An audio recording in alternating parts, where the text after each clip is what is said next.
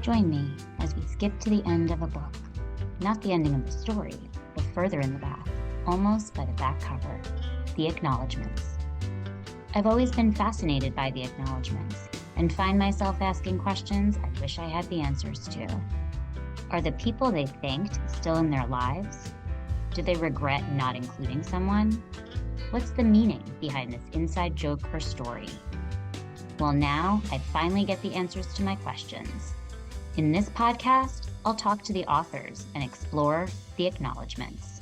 So flip to the back of the book with me and let's start there. All right. Today on the Acknowledgments podcast, I am so excited to welcome Katie Runde, the author of The Shore. Here's The Shore. How are you doing today, Katie? I am doing great. I'm so excited to be here and chatting with you after the book's been out, gosh, like 10 months now. So it's really fun to talk about it at this stage. That is fantastic. And I'm excited about getting into it.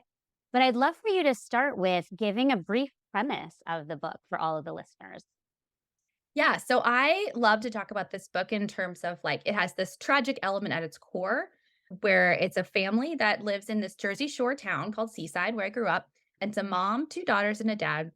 Dad has a glioblastoma brain tumor. That's the tragic piece of it, right? So it really changes who he is. It changes his social and emotional way of interacting with the world. Like it really changes his personality in a really different way than, say, a character with dementia, right? His memories are all intact, but it's the way that he responds to things, his impulses, right? So this family owns a summer rental business that they have to keep going. And the two girls are teenagers. And of course, they're getting into all the trouble that teenagers get into, and they have their own summer jobs in addition to their family business.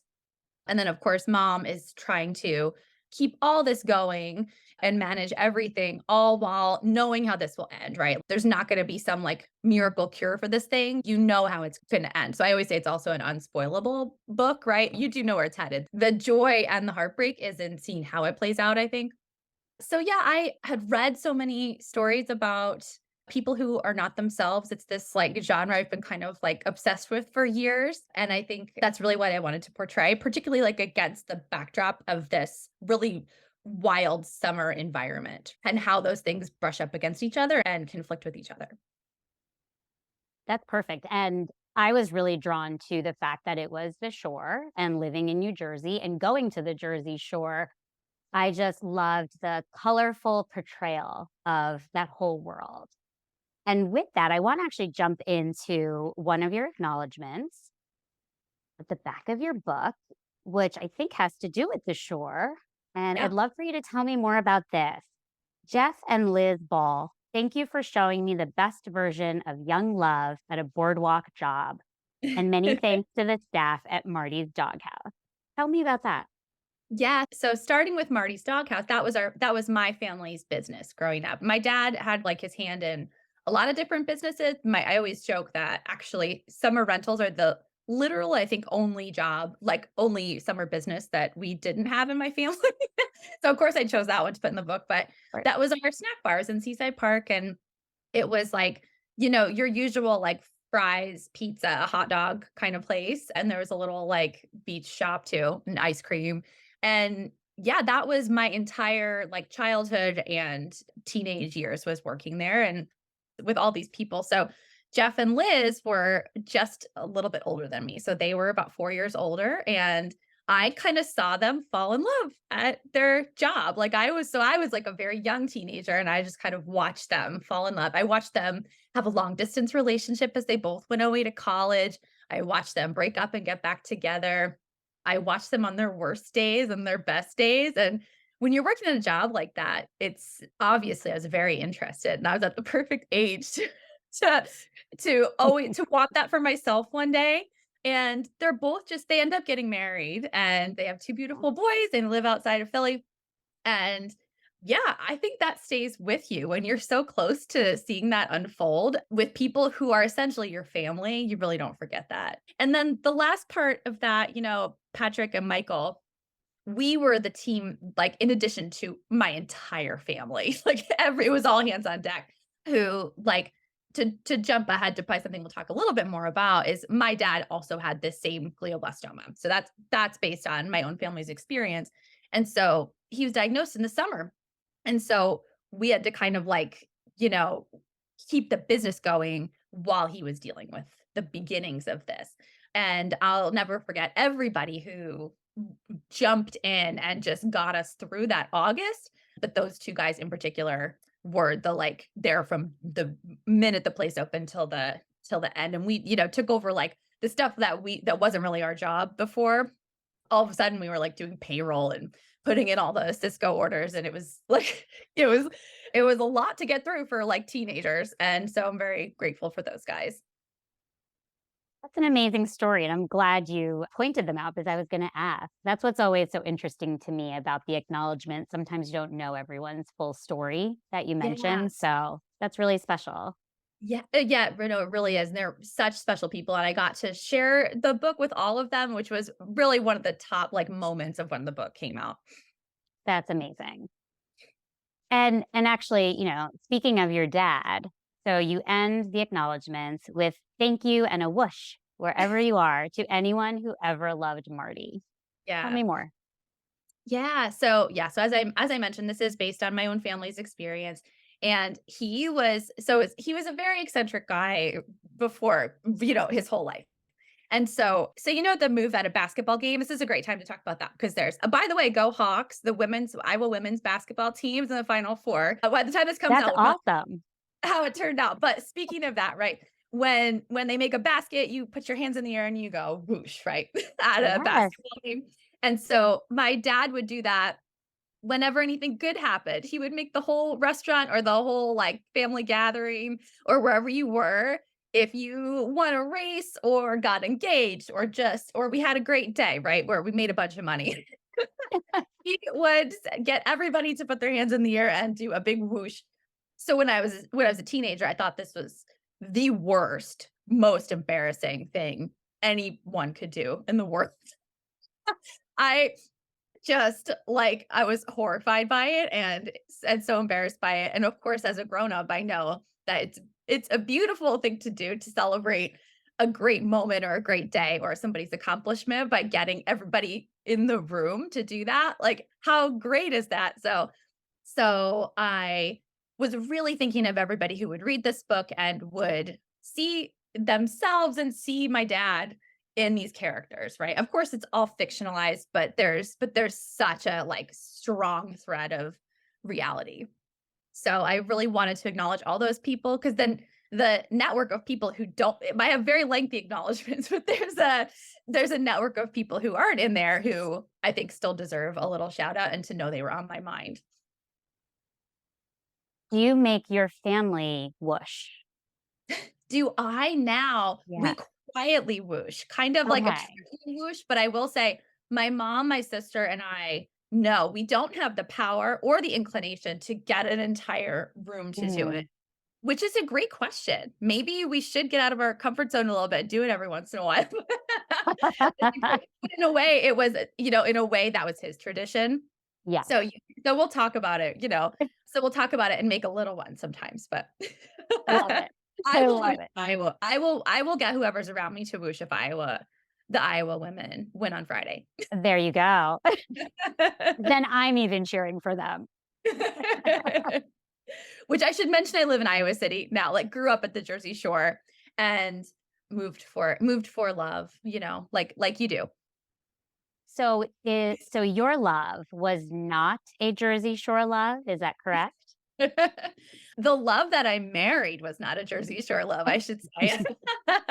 Right, he grew up in the Midwest, and we moved around quite a bit, and he ended up getting a job at University of Iowa, and his family's from out here too. I love to tell the story about him, though. He loves the Jersey Shore. He comes every summer. We bring our whole family every summer, and, like, that would be a non-negotiable item, and anyone I would marry, you have to get it. You have to think that there's nowhere like it. You can't like it in the great words of Taylor Swift, you can't just like tolerate it. You have to love it. And I will really never forget the first couple times I brought him there. And he got it right away. He had never been anywhere like that. We took a drive from Seaside all the way up to like the mansions of Manteloking and took him to the boardwalk and got him all the fried food, all of it.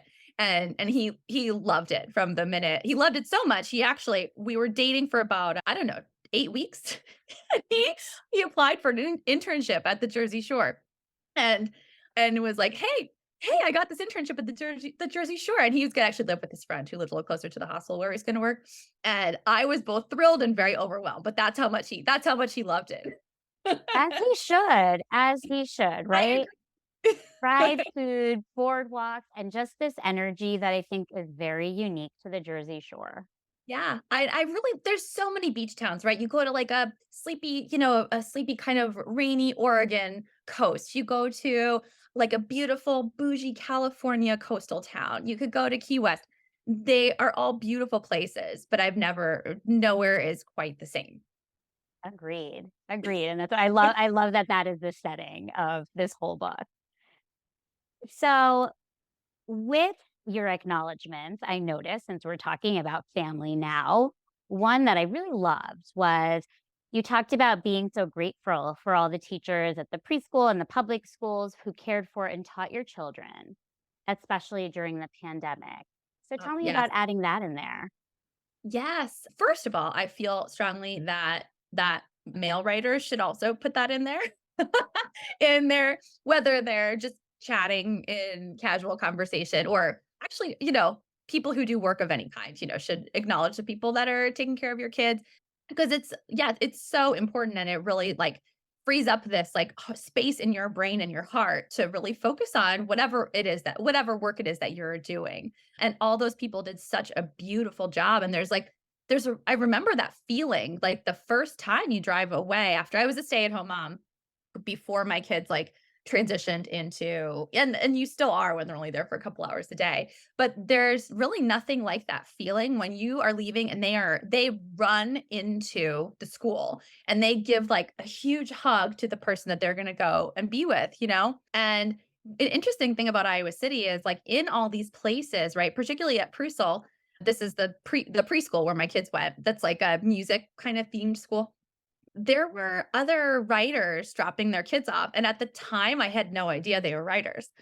They would, you just chit chat and you talk about the weather, your kids' stuff, and Yeah. so it turns out there were all these people that I was standing waiting around with and I had no idea. So I don't know what the lesson is from that. Maybe the lesson is that, maybe just like push a little farther with the people that you're waiting around for while you wait for your kids to come out. But yes, it's so important and it's a game changer. That little bit of time that builds and builds and knowing that they're so happy while they're there is just whatever kind of work you're doing, but particularly creative work is a game changer. And based on that work, I'd love to hear about your journey as a writer. So it sounds like when was the bulk of your writing? Was it during that like beginning of the pandemic or was it already in your brain before that?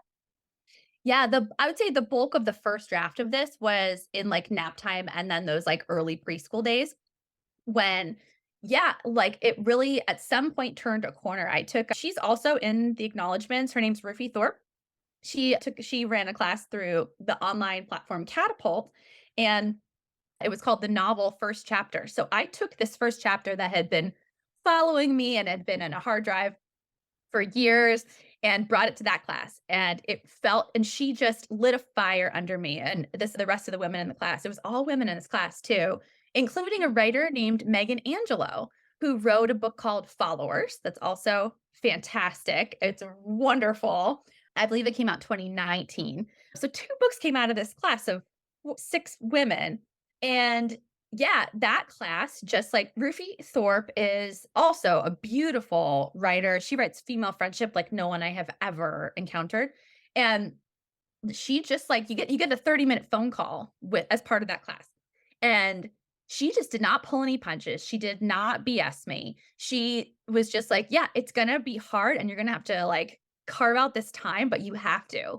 And it was so inspiring to hear that from one woman writer who'd already gotten on the other side of it and made a book was like also just just life changing. So yeah, then it was that sort of like nap time when the kids had a little bit of childcare, built that first draft. If that and then that first draft was just one narrator, it's one 17-year-old girl, Liz, who's still here. So then that I brought to a workshop in Portland that's called the Tin House Workshop. That's amazing. And I thought that was just like my ticket in. I'd be like, okay, I'm gonna meet some new people. I haven't been to a workshop in 10 years. I was like, no, I'm gonna throw this in the trash. but I on the plane back from that, I knew I had to add the rest of the family.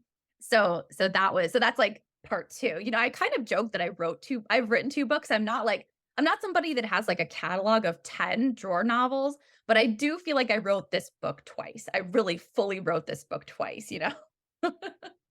That's amazing. And I think one of the things I've observed talking to authors is how much you have to just go back and forth and stick with it. It seems like so much of a game of strength and not giving up, that you're going to keep coming back to this and keep rewriting and keep getting feedback. And I feel like I have a whole new like respect and adoration for authors for how long and how much effort is really going into this. Yeah, that's really true. It is an endurance sport. And and I think that's the word of advice. That's it, right? If you're listening to this and you have a project that's not leaving you alone, you have a project that you get lost in, you have a project that you feel that gap, right? That gap between like what you want it to be and what you see on the page, that you had that faith and that keeping on showing up that's it. There's nothing super sexy about it, right? There's no other like big word of advice except to keep showing up. But it's funny, the flip side of that advice is Jennifer Egan said this at a Prairie Lights event, but she was quoting another writer, and I don't know who that was, but the question was like along these lines, right? How do I keep doing this? Like, how do I keep doing this? How do I keep showing up and returning to this project, particularly if you're not getting like external validation, you're getting rejections or you're getting radio silence or whatever. And the answer was actually the opposite. The answer was like, if you can stop, you should stop. The answer was like, if you can do anything else that makes you happy, right? A garden, you want to make a garden, you want to like learn to code, whatever. They was like, then you should. And of course, the answer is always, well, no, of course, I'm not going to like when you really interrogate it and you imagine stopping, and that sounds like the most absurd idea you've ever heard, then you have to keep showing up. That is so true. That is incredibly true. I feel like that, especially when you're talking about creative things, really anything, but I think something creative that also feels like, well, I can do this or just not do it. I think I went through some of that even with creating a podcast. I was like, I could easily just not do this. Right. But I kept coming back to it. And so I think that it seems like that's the same thing from a writer's perspective too, that it's still in your head. Yeah. I think there's all kinds of advice about you have to write every day. And whether you're making anything creative, right? You have to do it every day. You have to do it this way or that way. And I think the flip side of that, particularly for parents, is to give yourself a lot more grace and space between that too. I think that you can throw, that all or nothing, throw it out the window if it's not perfect, has to be on this schedule or that schedule. It like any parent will feel in their gut that is terrible advice. You're set up, right? The world of a parent is set up for interruptions. This is absolutely true. When you say that, what I picture in my head is, 6 a.m. in the morning when I'm trying to do something. And then as soon as someone's awake and we're getting ready for the day and school and breakfast and packing lunches, then everything has to halt.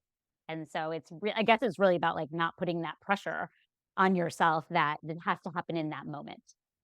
Yeah, yeah, absolutely. And being flexible and coming back around to things, and also having faith, right? Like the podcast that you're making now is different than a podcast you would have made 10 years ago. And in the gaps and the waiting, and same thing, right? The book I wrote that came out when I was 40 is very different from the version of this that would have come out when I was in my 20s. And in those gaps and in that time, I think you have to look at it as part of what you're creating. Yeah. Yeah. And so I'd love to know if you have a favorite part or a favorite line in The Shore? Oh, I think I wrote the end early. And that's one of the parts that has been in all the drafts from the very earliest, clumsiest versions. So sort of the last few lines about where you're from. I've also are really meaningful to me. So they're like, where you're from is everything, an empire and an ending, a temporary joy and a permanent resilience. I also have to admit that it's a little bit of Joan Didion fan fiction. She she's the queen of writing where you're from, nobody writes Sacramento or any location, right? That's where she's originally from, but nobody writes about that like her. She's the queen of Sacramento. But yeah, I think the other line is I'm not sure exactly where, but it's where teenage Liz is first. She's at the end of her first date with Gabe, Mhm. and with love interest Gabe, and who everybody has mixed feelings about. You could have a whole podcast about him probably. Correct. But it's where she's thinking to herself, right? It's a simple text exchange like that little like, "Hey," after you have a date and you're wondering what to text the person, right? But it's what's going through her head, and she ends up with like, "Hey, what have you already lost?" Because this is a thing that's just like she can't escape from that question in her own head, and all of a sudden she's a different person than 99% of her contemporaries, like at least everybody in her circle, right? Like Mhm. somewhere out there there's teenagers who are going through just what she's going through, but she doesn't know any of them personally right now. And she's feeling that separation and I hope that from that line, like as she gets older, she'll know more and more people who can answer that question with, well, I have lost something, because I think as you move on from being 17, that's how life goes and you meet more people who have lost more things. But when you're 17 and you're meeting this very first person who you're wondering if how vulnerable you should be and what parts of yourself you should show, it's this question she has to answer. She doesn't answer it perfectly. Right. As a character, she makes plenty of mistakes answering that question for herself. Right. Like So, you do. yeah. And so now that makes me curious about, was the way Liz or other characters, their reactions and approaches to the dad, what was that something that came from your experience, your observations? How much of it was really you? Yeah, yeah, I think that all three women, I think, have some of me in them and some of my mom and my sister, and a lot of the just scenes are very similar to things that we went through. Like, for example, my dad had a friend who, like, in the early stages of things, his was longer. He went 3 years, so it's a longer time. The character in the book is much more compressed, and that is a more normal timeline for this particular tumor. But he would go and help his friend owned a liquor store, and he would go and help his friend at the liquor store, and God knows what happened while he was up there. Like, he'd be up there for a couple hours. It was like a time for him to spend with his friend, and it's a liquor store in Seaside Heights, New Jersey, right? It's like absurd. You're like, like an absurd way to spend a few hours, right? But it was a time for him to be with his friend and Mhm. chat with people and spend a few hours doing something that was in our house.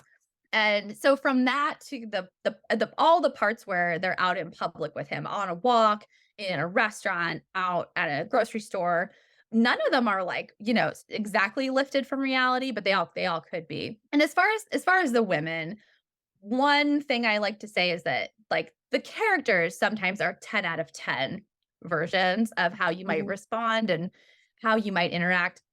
Though sometimes it's also dialed back and closer to how we would have responded to. But it's like I call it like an improv show. You sorta have to, like, it's like a, "Oh, we're doing this now," kind of moment, Mhm. that I think all 3 women and in my own experience you have in common. You're like, "Oh, this is happening now." We're like, "Oh, he's off. He's talking to that person over there. He's off in the store." And it's tragic right? It's both like it's a very different kind of caretaking, but what else can you do? You're doing this now. Mhm. Yeah. And how has your own reading habits influenced your writing? So what books do you read? What's one of your favorite books from childhood, for example? Tell me more about that. Yeah, I just revisited last spring. I was doing like a listicle kind of thing for Lit Hub, and I revisited The Girl's Guide to Hunting and Fishing by Melissa Bank. You can picture the cover, right? It's the Yes, girl in of course. the hunter boots and the long, and Yeah. it was like a runaway. It had the plaid spine. It was a beautiful, beautiful book, Yeah. and I read it when it came out, and I read it, I believe, when I was 17. And that one was fascinating to revisit in my 40s. It 100% holds up. But as a writer and reading it at this stage of life, really different things struck me. Like there's a relationship with an older man that didn't strike me when I was a teenager. It seemed more glamorous to me, and it seemed a little bit more like exploitive to me as a grown up. There's a relationship with the. It's interesting you mentioned the Jeff and Liz from work where I was a teenager myself, and I was like witnessing this love blooming, right, and all of the ups and downs. The very first story, because it's a novel in stories, really. That it like she's observing her brother and his girlfriend, and she really loves the girlfriend, and she like watches the ups and downs of this, and they're in this Jersey Shore house and LBI for this. So it's also one of the first times I read something that was set at the Jersey Shore. I read that very first chapter and I was immediately obsessed. The last thing about that book that I think holds up and I read differently is there's a wacky chapter where she writes in the voice of like, do you remember the book The Rules? It also came out around that time, and it was like how to get a man. It was just like I these don't old remember fashioned that. rules for like how to get a husband. And it was just like everyone was talking about it for like a year because it was very, very like regressive and very old Mhm. fashioned, but like Yeah. everyone was obsessed with it. So she writes in that voice of like the rules in this chapter. So that as a writer playing with form, and part of me is like, how did that get published? That seems like so experimental and Yeah. weird to make it into a bestseller in the 90s, but I did. So I have a lot to say about that book. But I think like my like genre of choice that I've become obsessed with are like books that make you feel what it's like to be that age and that person, right? Mhm. So my other two that I think I'm like obsessed with are Goodbye Vitamin by Rachel Kong. It's also about a dad who has dementia, but it's this woman who's 30 years old, and it's told in a year of journal entries when she goes home to Orange County, California. And so it's amazing. It's like this big and it will kick your ass. Like it will just emotionally wreck you and make you laugh Mhm. out loud. And it's so beautiful. So yes, we could definitely have a podcast series on this question, but those are Yeah. those are two that really I come back to really often. And I think play with form and play with like tragedy and humor in such a beautiful way. So it sounds like you look at books now from even like an author's perspective. Like, so it's changed the way you read a book, would you say? That's a really good question. I think yes, right? And to be totally honest, I think like once you've been on the other side of like the gauntlet that is publishing, right? Yeah. I will be really honest that sometimes you read a book that did really well and you can't help but be like, "Meh, why?" Then you get your head straight and you're like, well, like yeah, everybody gets to read different things and be in a mood for a different thing at a different time. And of course that book should sell tons and tons, right? Like you like want just because it's not what you're in the mood for, right? And like the exact aesthetic that like you might be aiming for in your own writing, like there's always something to learn and see and appreciate and get from that. So that's the part I will like admit is the like snarky writer side that you just have to catch yourself and say, just Yeah. don't do that. Yeah. But I'll be honest that you do it. I think most writers, if they're being totally honest, probably would admit to it too. But the other side of that is the thing that if you told me 10 years ago that I would get to do this, you could have knocked me over with a feather, is knowing someone first and then reading their finished book, right? Like you get to know other writers in a way that your book is that ticket to that dance. And that is a really beautiful thing. When you a person first and then you get to read their book. It's incredible. You get to hear the cadence of their voice in it. You get to feel all the things that they've like, they're obsessed with. A friend of mine has a romance book coming out, and her name is Chloe Angel, and she had a nonfiction book come out, but a romance book is coming out in about 4 weeks. It's called Pas de Don't, or it's PAS. So that's French and ballet. I think I pronounced it right. Uh, so that was a first. I got to read a romance that someone I already knew had written, and it was so much fun. It's very spicy, and it was great. I love that point, which makes me wonder now that I met you and I'm talking to you, will I get to read another book that you've written? Yeah, yes. Well, if you get to read it, you can absolutely have, since we had this podcast, whatever happens publishing wise, I will send you my beautiful Word documents. But be careful what you wish for. But yes, I'm working on something, and I'm trying to just really give it space and time, and I just be not precious about it. I started probably 3 or 4 projects this year, and being really patient and being really proud of the word counts and the output without worrying if every single thing is going to be like, the next book that's akin to the thing I spent 10 years on, right? But it had been a long time since I felt that really immersive feeling. And I am feeling that in this project. Wherever it goes, it's like that's like an old friend, because the editing a book that you already wrote is such a different process, and you're in such a different place in your brain, right? Working with an editor and finishing that than starting something new. So yes, I hope so. And I'm very happy with like the vibes and the process feeling right now, and trying to give it some space. Good. Well, I am glad that you're continuing to write, because I really loved so much about the shore, just your description of the setting and the emotions related to what was happening with their father and their lives and all. And so that actually leaves me with a question of, I'd love to hear just like a favorite memory of your father. Oh yeah, I think running is probably one that's really kind of burned into my memory. I ran in high school, and there's some running in the shore too. I think it's a very particular it's been like a really particular companion to me in different ways throughout my whole life. And yeah, he would cheer for me, but he also knew like every other kid on like every team, and everybody knew him. He like his Mhm. enthusiasm. It's another thing that probably drove me crazy at the time. That Of course. I was kind of like, oh, you need to like know everybody's name on every team. But in retrospect, it's a really beautiful memory. That level of enthusiasm, I think when that's all I think you can take it for granted. But as I've gotten older, I realize how special that is. It's a very particular kind of thing, right? It wasn't like a big, pressure, blah, blah, blah, bad stuff. It's just pure Mhm. enthusiasm for this thing that he loved and that he was watching. So there's some particular memories of like a beautiful fall day, like at Homedale Park, I'm sure Right. which it's this wildly hard cross country course with this vertical hill at the end. And seeing him at the end of that, right, as you're kind of coming out is one of my most beautiful memories, I think.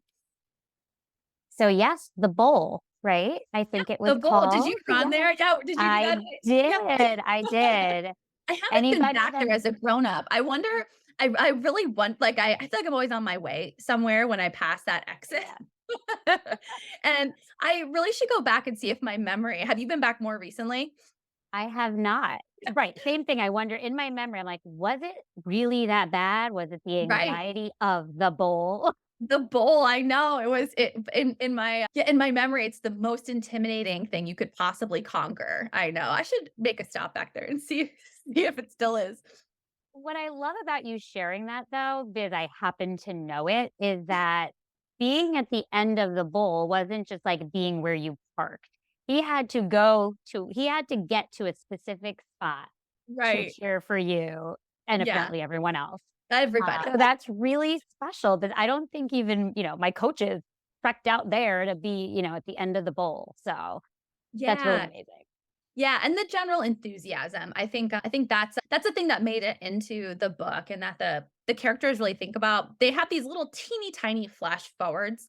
And one of the ones that Liz has is thinking about like assuming that everybody would be as interested in other people as her dad was, right? And as like likely to engage with a stranger or really ask people about their lives. And I think I took that a little bit for granted, right? If you were at some party or you're chit-chatting, right? Like, and it's actually a more unusual trait in people than I realized as a teenager, and is definitely part of being a writer, kind of obsessing and being really, I don't think you can fake it either, being really interested in other people's lives, right? And, and asking those like next questions to really get to know them, whether it's a stranger or someone you're just getting to know a little bit better. I think that's something that, yeah, that I share with Liz. Well, Katie, I'm so happy that you talked to me about your book, The Shore, and your acknowledgments, your writing, and really your life. I'm so appreciative of that. Oh, I thank you so much for having me. I love reading acknowledgments, and I think this is just such a great way in to talk to writers. And I'm just so excited to see where this podcast goes and all the different ways that writers approach it. There's different schools of thought on them, and I think there's a real art to it. And I think it's great no matter what approach you take to them. But I'm so happy to have gotten to talk about them with you. Thank you so much.